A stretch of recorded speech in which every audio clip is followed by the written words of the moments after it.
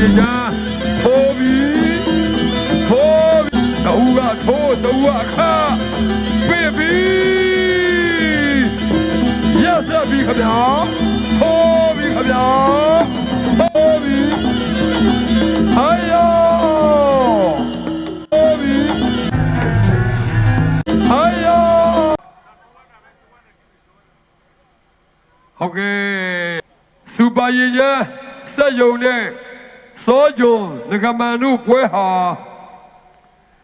စတုထအရှိဖြစ်တဲ့38စက္ကန့်အရောက်ပါပဲစောကြုံငကမန်ဘက်ကအနာတရဓာယာရရှိသွားတဲ့အတွက်ကျိုးပိုင်းနိုင်ရဲ့ဆုံးဖြတ်ချက်အရာဆေးရှုံးနဲ့အရှုံးပေးရပါတယ်ခင်ဗျာဒါကြောင့်မို့ဒီပြိုင်ပွဲမှာ